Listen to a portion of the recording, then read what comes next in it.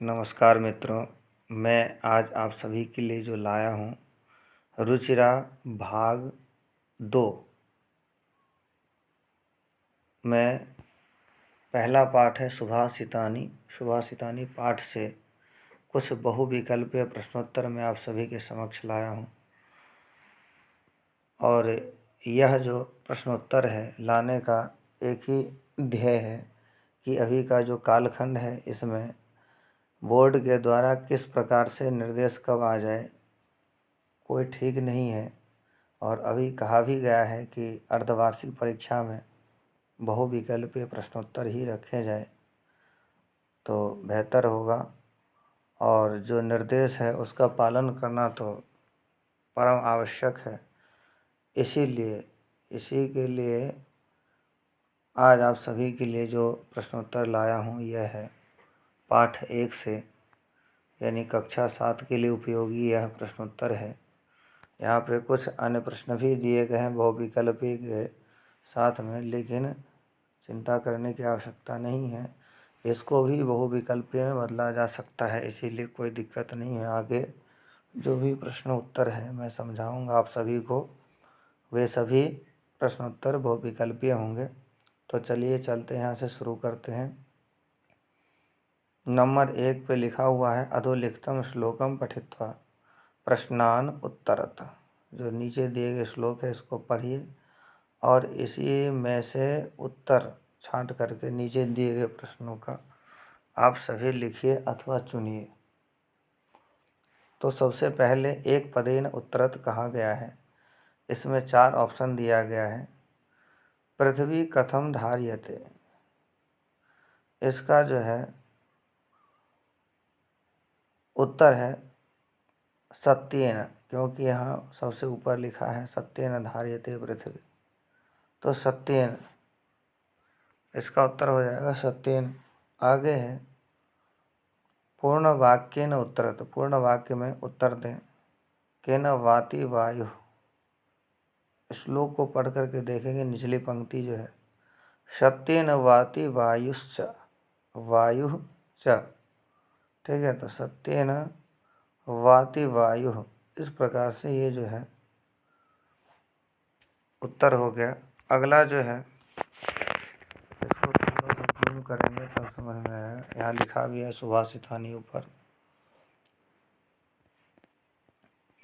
उसी में जो तीसरा प्रश्न है सूर्य इत्यर्थे श्लोके किम पदम प्रयुक्तम, सूर्य शब्द के लिए श्लोक में कौन सा शब्द प्रयोग किया गया है।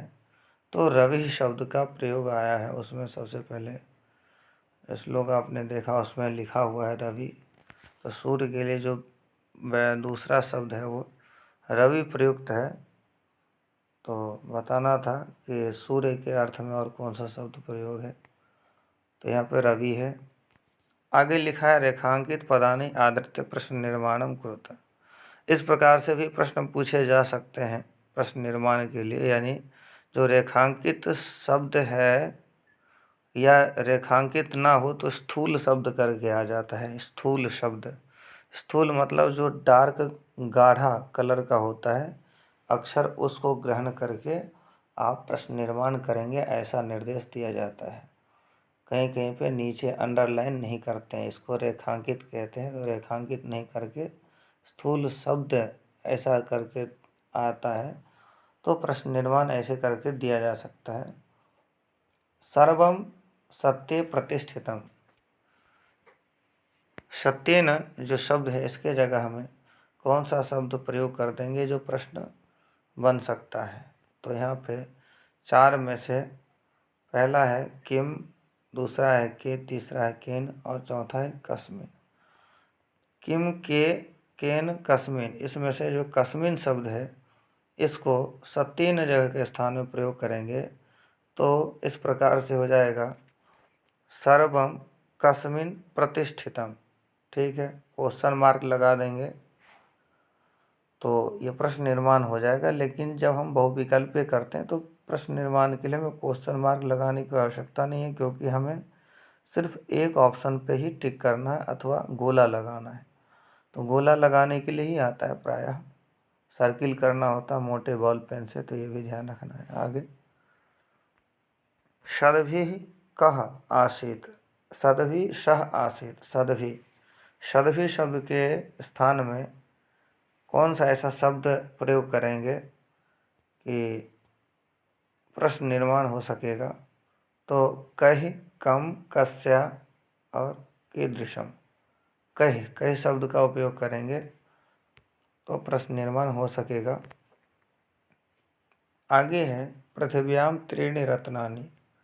त्रीणि शब्द के जगह में कौन सा शब्द प्रयोग करेंगे, प्रश्न निर्माण हो जाएगा?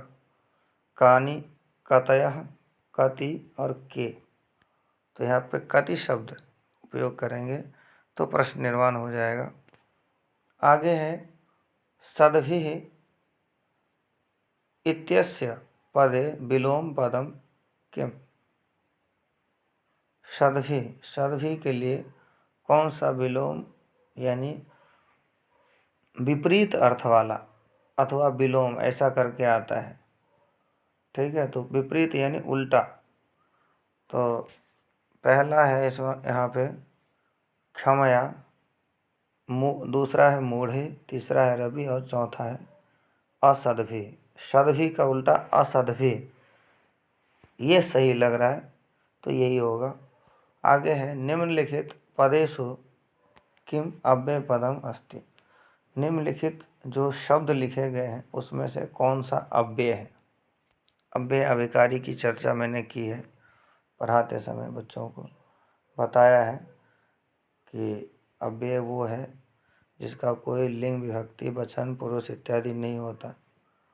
यानी पुल्लिंग वाले वाक्य में, स्त्रीलिंग में, नपुंसक लिंग वाले जितने भी वाक्य हैं सभी जगह उस शब्द को एक ही प्रकार से प्रयोग करते हैं, जैसे पुल्लिंग में वैसे नपुंसक लिंग में वैसे स्त्रीलिंग में। इसमें कोई बदलाव नहीं होता, जैसा है वैसा ही प्रयोग करते हैं। तो यहाँ पे चारों में, चारों विकल्प जो है इनमें एव उचित लग रहा है, क्योंकि नए, वाति और मूढ़ है ये सभी अव्यय नहीं है, सिर्फ एव है इसमें अव्यय। तो अव्यय ही हमें बताना है। आगे चलते हैं, रिक्त स्थानम पूरयत, रिक्त स्थान को पूर्ति करें।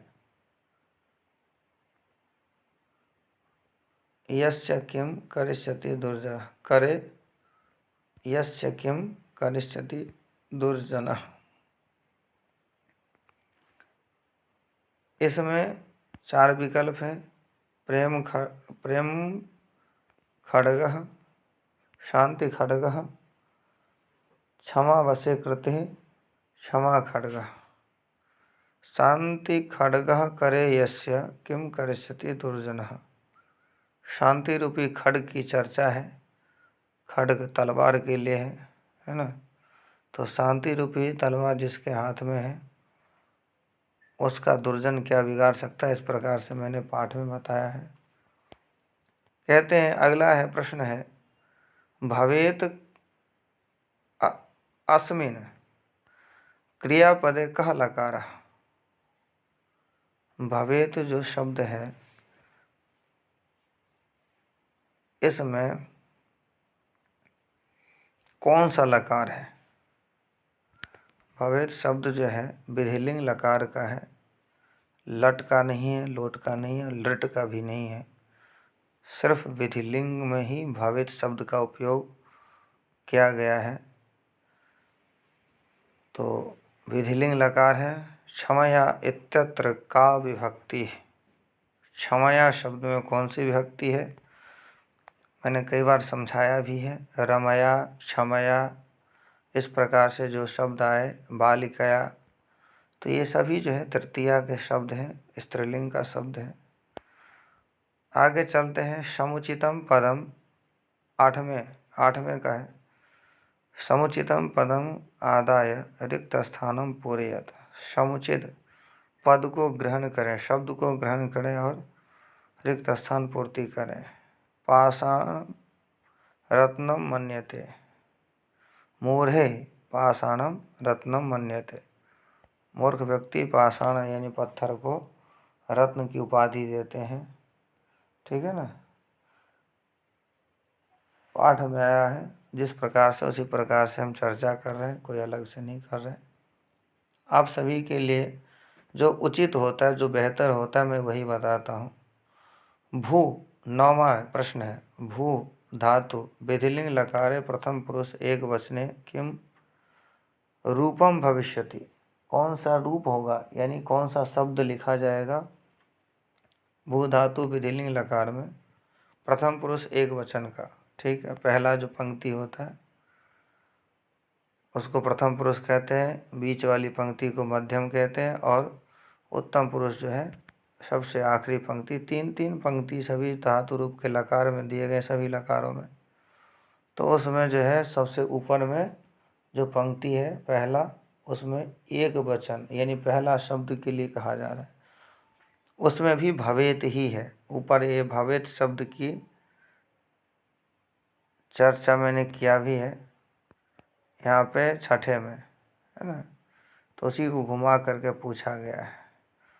ठीक है, आगे है करिष्यति। करिष्यति शब्द जो है क्रियापदे कह मूल धातु। कौन से धातु है करिष्यति शब्द में? तो क्रे धातु है। क्रे धातु, इसमें दूसरा क्री जो है ये नहीं होगा, पहला वाला जो क्री है, दोनों का अर्थ अलग अलग है। जब आप धातु रूप पढ़ते हैं तो पता चलता है। कहीं पे बाय मिस्टेक गलती से कोई अगर शब्द का उत्तर गलत हो गया हो तो यहाँ से उत्तरमाला से मिलान कर लें। और आगे भी हम आप सभी के लिए प्रयास करेंगे कि कुछ समझाने का कार्य किया जाए वीडियो के माध्यम से, और आप सभी अपने पढ़ाई लिखाई को सुचारू रूप से जारी रखें। और प्रकृति का नियम ही है बदलाव। कोई अगर बदलाव आया है तो घबराने की आवश्यकता नहीं है, और धैर्यपूर्वक अपने परीक्षा की तैयारी करते रहें। आज के लिए इतना ही, धन्यवाद।